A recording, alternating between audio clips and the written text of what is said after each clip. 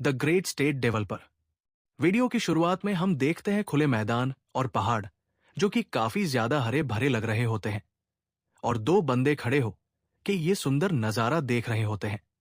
और जिस बंदे के हाथ में फावड़ा है वही है हमारा मेन कैरेक्टर। बाकी ये नीचे छोटे से क्यूट से जानवर कौन है और वो दूसरा बंदा कौन है ये हमें बाद में पता चलेगा। अभी हमारा मेन कैरेक्टर अपने सामने के नजारे को देख के अपने मन में कहता है, मेरा नाम शू हो, किम है नहीं, इस दुनिया में मेरा नाम है लॉयड फ्रंटेरा। और ये कहानी है कैसे एवरेज सिविल इंजीनियर ने पूरी दुनिया को पलट के रख दिया। यानी कि हमारा लॉयड कुछ बड़ा करने की सोच रहा है। लॉयड अपने साथ वाले बंदे को कहता है, जेवियर। जेवियर कहता है, जी मां मिस्टर लॉयड बोलिए। लॉयड अपने सामने की सारी जमीन देख के पागलों की तरह हंसता हुआ कहता है, जेवियर, ये सारा का सारा पैसा मेरा है। जेवियर कहता है, सर क्या आपका दिमागी संतुलन बिगड़ चुका है? लेकिन अभी जो हमने सीन देखा ये काफी आगे का सीन था। अब हम देखते हैं कुछ साल पहले का सीन जहां पे हमें सब कुछ क्लियर होगा कि यहां पे क्या चल रहा है। हम देखते हैं हमारे मेन कैरेक्टर के सामने एक विंडो ओपन होती है जिसमें लिखा होता है, आपको चुना गया है, आपकी एक इच्छा पूरी करने के लिए बधाई हो। अब आप एक कैरेक्टर हो night of blood and iron के। आपकी नई लाइफ के लिए आपको गुड लक। और हम देखते हैं हमारा मेन कैरेक्टर शोहो किम अभी जमीन में पड़ा होता है और अपने मन में सोच रहा होता है, क्या night of blood and iron, ये तो वही बुक है जिसको मैंने पिछली रात पढ़ा था।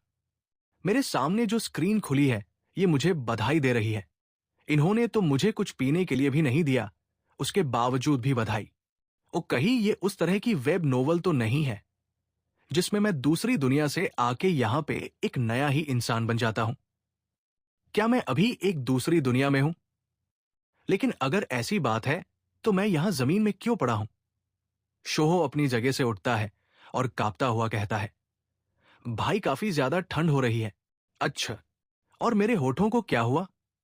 तभी शोहो के सामने एक और विंडो ओपन होती है और उसमें लिखा हुआ होता है, हेल्थ अलर्ट।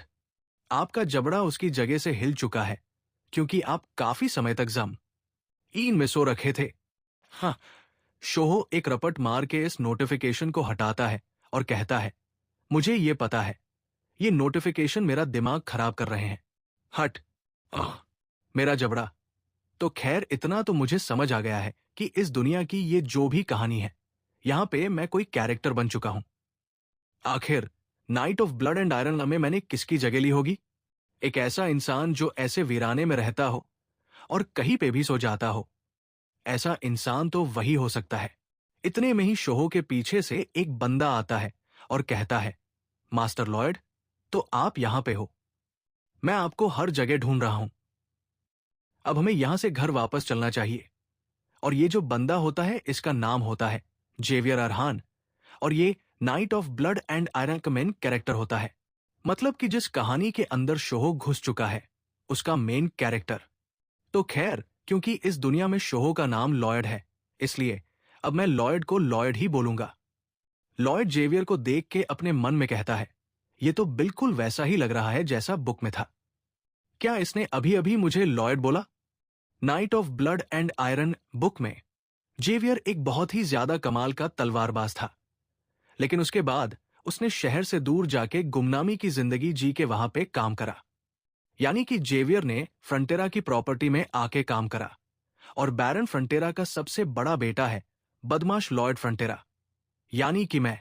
तो फाइनली लॉयड को पता चल चुका होता है कि इस कहानी में वो कौन है और इस कहानी के हिसाब से जो उसको कैरेक्टर मिला होता है उसका एक्सप्रेशन देख के लग रहा होता है कि ये कैरेक्टर काफी ज्यादा बेकार है।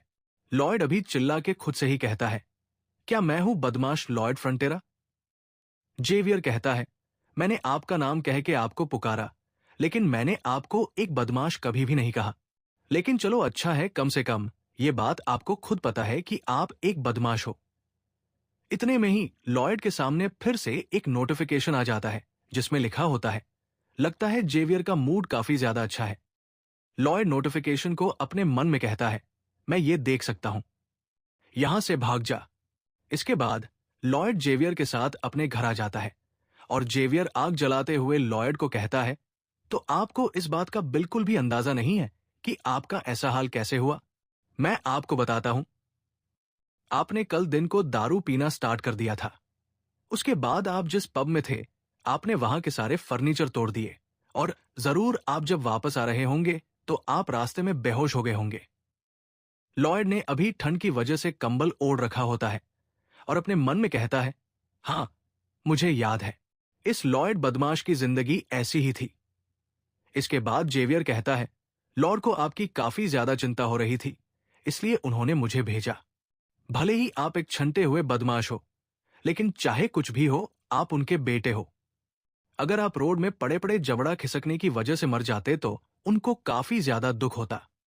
लॉयड जमीन में हाथ लगाता है और अपने मन में कहता है, जमीन भी काफी ज्यादा ठंडी है, मुझे तो लगा था ये गर्म होगी। ये सब कुछ देख के मुझे ऐसा लगता है ये कोई फैंटेसी नोवेल नहीं है। इसके बाद जेवियर कहता है, सर, अब मैं आपको यहां पे छोड़ देता हूं। आप आराम से आराम करो। मैं कल लॉर्ड को जाके सब कुछ बता दूंगा कि यहां पे क्या कुछ हुआ। लॉयड कहता है, क्या सच में तुम्हें यह बताने की जरूरत है? जेवियर यहां से जाने लगता है और कहता है, हाँ, बिल्कुल। लेकिन इतने में ही पीछे से लॉयड कहता है, हे जेवियर, रुको। जेवियर कहता है, जी मास्टर लॉयड, बोलिए। और लॉयड ने क्योंकि ये कहानी पढ़ी होती है, इसलिए लॉयड अजीब सा चेहरा बना के जेवियर को कहता है, वो मैं बोल रहा था कि हमारी फैमिली के ऊपर काफी सारा कर्जा है ना? जेवियर कहता है, कहने के लिए काफी ज्यादा अजीब बात है, और यहां से चला जाता है। और लॉयड खुद से बोल रहा होता है, इस कहानी में जो कुछ भी होता है मुझे पहले से ही पता है। पिछली रात ही मैंने अपनी असली दुनिया में इस कहानी का आखिरी चैप्टर पढ़ा था, और ऑफ कोर्स मुझे ये भी पता है कि लॉयड के साथ इस कहानी में क्या होता है। सबसे पहले बैरन और उसकी वाइफ को एक बहुत ही इंसान अपना शिकार बना लेता है, यानी कि उनका बेवकूफ बना देता है। ये नुकसान इतना बड़ा होता है जिस वजह से उन्हें सुसाइड करना पड़ता है। उनकी जमीन, धन दौलत सब कुछ उनसे छिन जाता है। लॉयड के मां बाप के मरण, एक के बाद लॉयड एक भिखारी बन जाता है जो बस पूरे दिन दारू पीता रहता है। लॉयड पूरे पूरे दिन तक दारू के ठेकों में पड़ा रहता है और खून की उल्टियां कर करके मर जाता है। अगर आगे चल के मेरे साथ यही होना है तो इतने अमीर खानदान में होने का मेरा मतलब बनता ही क्या है? ये तो मेरी बिल्कुल बेकार जिंदगी की तरह है जैसी मेरी कोरिया में थी। आखिर ये लॉयड ढक्कन किस तरीके का इंसान है? इसके बाद लॉयड को याद आता है कि उसके सामने एक विंडो ओपन हुई थी जिस पर लिखा था, आपकी एक रैंडम विश को पूरा करने के लिए आपको चुना गया है। और इसी चीज को याद करते हुए लॉयड अपने मन में कहता है, क्या मेरी विश ये थी? क्या कि मुझे किसी ऐसे इंसान की बॉडी में डाल दो जिसका ऐसा हाल होने वाला है? मैंने ये तो विश नहीं करी थी कि मुझे इतनी घटिया जिंदगी चाहिए। तो खैर, इसके बाद हम देखते हैं अगली सुबह का सीन, और सच में जिस दुनिया में अभी लॉयड आ चुका होता है, ये दुनिया काफी ज्यादा सुंदर होती है। और इस सुबह की शुरुआत में हम देखते हैं मार्बेला फ्रंटेरा को, जो कि होती है लॉयड की मदर। लॉयड की मदर लॉयड को बोल रही होती है, पिछली रात तुमने पब में तोड़फोड़ मचाई है ना? और लॉयड अपने मन में बोल रहा होता है, नहीं, मैं तो पिछली रात बुक रीडिंग कर रहा था। लेकिन लॉयड ये बात अपनी मदर को नहीं कहता, क्योंकि उसको पता होता है कि उसकी बात कोई भी नहीं समझेगा। लॉयड की मदर कहती है, लॉयड, मैं तुमसे भीख मांगती हूं, पब में जाओ और वहां माफी मांगो उनसे। लॉयड अपने मन में कहता है, लगता है मेरे शरीर ने काफी सारी बर्बादी मचाई है, मुझे ही इसे साफ करना पड़ेगा। लॉयड अपनी मदर को कहता है, हां, ठीक है, मैं वहां जाकर उनसे माफी मांग लूंगा। और लॉयड की आवाज सुन के जेवियर और लॉयड की मदर दोनों के दोनों काफी ज्यादा हैरान हो जाते हैं, क्योंकि असल में जो लॉयड बंदा होता है वो एक नंबर का हरामखोर होता है। वो कभी भी किसी से माफी नहीं मांगता। इतने में ही प्रेजेंट लॉयड के सामने एक नोटिफिकेशन ओपन होता है जिसमें लिखा होता है, ये दोनों लोग तुम्हारे जवाब से काफी ज्यादा कंफ्यूज हैं। लॉयड अपने मन में कहता है, ये दोनों हैरान हो रहे हैं, इनको तो मुझे शाबाशी देनी चाहिए। इसके अगले सीन में लॉयड निकल पड़ता है जेवियर के साथ ताकि वो पब वाले से माफी मांग सके। लेकिन यहां अगल बगल जितने लोग होते हैं वो लॉयड को देख के अपना मुंह छुपा रहे होते हैं। लिटरली यहाँ पे जितने भी लोग होते हैं उनको देख के ऐसा लग रहा होता है कि वो सारे के सारे लॉयड से डर रहे हैं। यहाँ तक कि एक बच्चा अपनी विंडो से लॉयड को देख रहा होता है। इतने में ही पीछे से उस बच्चे की मदर उसको खींच लेती है और कहती है, उससे आंखें मत मिलाओ, इधर आओ। नोटिफिकेशन लॉयड को कहता है, गांव वाले तुम्हें बिल्कुल भी पसंद नहीं करते हैं। लॉयड अपने मन में कहता है, हाँ, इतना तो मुझे भी पता चल चुका है। लॉयड जेवियर को कहता है, वैसे जेवियर, आखिर तुम मेरे साथ साथ में क्यों आ रहे हो? जेवियर कहता है, माय लॉर्ड ने मुझे ऑर्डर दिया है कि मैं आपके साथ आऊं ताकि जो कल हुआ था वो दोबारा से ना हो। लॉयड कहता है, क्या तुम यहां पर मेरी रक्षा करने के लिए आ रहे हो? जेवियर कहता है, नहीं, मैं यहां पे गांव वालों की रक्षा करने के लिए आ रहा हूं आपसे। लॉयड कहता है, अच्छा, तो मैं एक गैंगस्टर की तरह हूं। लॉयड अपने मन में कहता है, लगता है सबसे पहले इस दुनिया में मुझे अपनी इमेज सही करनी होगी। ऐसा करने में जब मैं एक भिखारी बन जाऊंगा तो लोग कम से कम मुझे खाना तो देंगे खाने के लिए। लेकिन नहीं, इससे पहले जो मेरे परिवार के ऊपर कर्जा है, अगर मैं उसको ही निपटा दूं तो अगर ऐसा हो जाएगा तो मैं इस कंट्री में बहुत ही खुशी खुशी रह सकता हूं। अगर मैं अपने फैमिली के सारे मैटर सॉल्व कर दूं तो मैं अपने पूरे बुढ़ापे तक यहां पे एक आराम की जिंदगी जी सकता हूं। क्या इस दुनिया में कोई ऐसा चीट कोड नहीं है क्या जो मैं इस्तेमाल कर सकता हूं? या फिर मेरे पास कोई स्किल तो होनी चाहिए जिसको मैं इस्तेमाल कर सकूं। लेकिन तभी लॉयड नोटिफिकेशन में देखता है कि उसके पास स्किल है, और जो स्किल्स लॉयड के पास होती है उनका नाम होता है ह्यूमन स्कम और राउडी ड्रंक हार्ड। और ये दोनों ही स्किल्स किसी भी काम की नहीं होती। ये स्किल्स कम और शराब ज्यादा होता है। एग्जाम्पल के तौर पे इन दो स्किल्स में से एक स्किल होती है जिसमें लॉयड एक नंबर का घन चक्कर बन जाता है। मतलब यार, ऐसी भी कोई स्किल थोड़ी होती। इसलिए लॉयड इस नोटिफिकेशन में रपटे मार के इस नोटिफिकेशन को साइड कर देता है और चलते चलते लॉयड पब से आगे निकल जाता है। इसलिए जेवियर कहता है, मास्टर लॉयड, आप कहाँ जा रहे हो? वो पब ये रहा जहां पे आपको माफी मांगनी है। अच्छा, तो उस वक्त आप जो माफी मांगने के बारे में बोल रहे थे वो आप झूठ बोल रहे थे, है ना?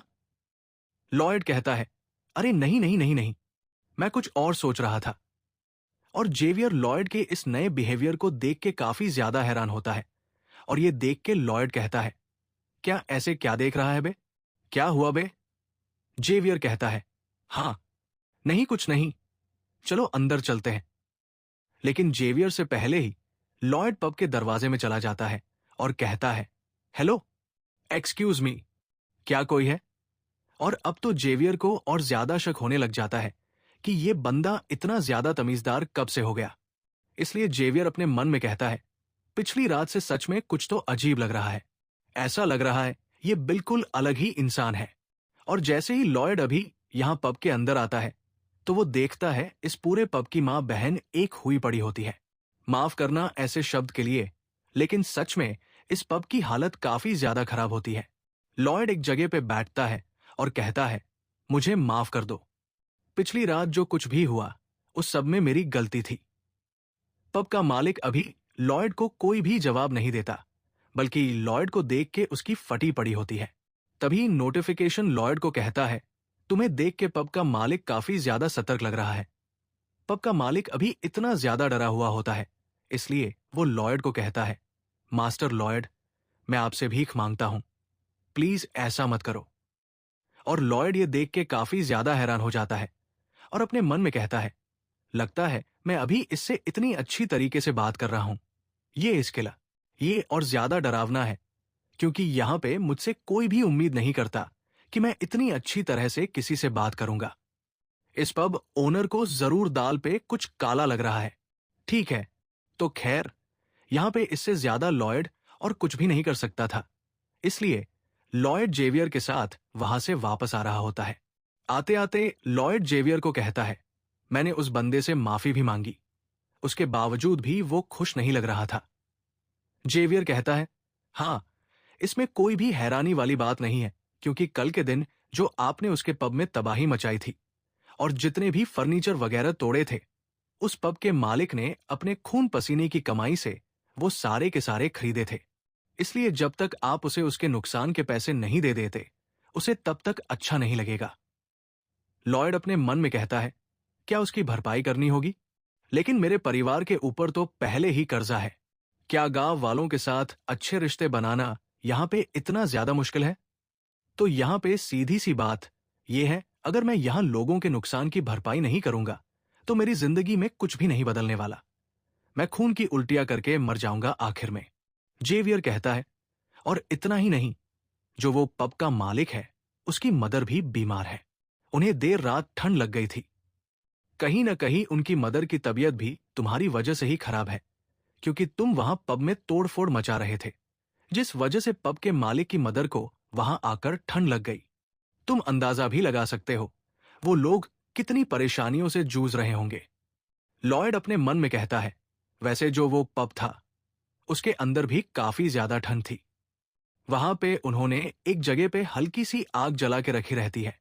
वो एक अकेली आग पूरी जगह को गर्म नहीं कर सकती, और खासकर बूढ़े लोग उस तरह की ठंड को ज्यादा देर तक नहीं सह सकते। तभी लॉयड के दिमाग की बत्ती जलती है और वो एक जगह पर रुक के खुद से कहता है, मुझे समझ आ गया, मुझे समझ आ गया। मुझे ऐसा लग रहा है जैसे मेरे दिमाग में बत्ती जल गई है। इस जगह पे नोल के फ्लोर नहीं है। और यार, नोल के फ्लोर मतलब कि वो फ्लोर जिनमें ठंड नहीं लगती, या फिर जो अच्छी तरीके से बनाए गए होते हैं। मतलब कुल मिलाकर अच्छी तरह से बने हुए फ्लोर्स। लॉयड अपने मन में कहता है, अगर मैं वो अच्छी तरह से बनाए हुए फ्लोर्स यहां पे बेचूं तो वो फ्लोर्स यहां पे पक्का काफी ज्यादा बिकेंगे। जैसा मैंने अभी सोचा है, बदमाश लॉयड फ्रंटेरा तो कभी अपने सपने में भी ऐसा न ही सोच सकता था। लेकिन असल में मैं शू हो किम हूं, और मैं ऐसा सोच सकता हूं। जब मैं स्कूल में था तो मैंने वहां पे सिविल इंजीनियरिंग के बारे में काफी कुछ पढ़ा था। और जब मैं आर्मी में एक मिलिट्री इंजीनियर था, वहां पर मैंने एक घर पूरा का पूरा अकेले बनाया था। मैंने दिन रात कंस्ट्रक्शन साइट में काम भी करा है। ठीक है, मुझे समझ आ गया। अगर मैं वो अच्छे फ्लोर्स बना लेता हूं तो मैं बैरन परिवार का कर्जा चुका सकता हूं। लॉयड जेवियर को कहता है, लॉयड, चलो वापस से पब में चलो। जेवियर कहता है, लेकिन ऐसा क्यों? लॉयड कहता है, ताकि मैं अपना पहला काम कर सकूं। इसके बाद नोटिफिकेशन लॉयड को कहता है, तुम्हारा असली सफर अब शुरू हो चुका है। रिलेशनशिप पॉइंट सिस्टम भी एक्टिवेट हो चुका है। अब तुम कुछ कैरेक्टर्स के साथ अपने रिश्ते से सुधार के रिलेशनशिप पॉइंट कमा सकते हो। और रिलेशनशिप पॉइंट होते हैं आरपी पॉइंट, जो कि अभी लॉयड के पास होते हैं 0। तो खैर, अब लॉयड आरपी पॉइंट भी कमा सकता है। लेकिन इसी के साथ ये वाला चैप्टर यहीं पर खत्म होता है।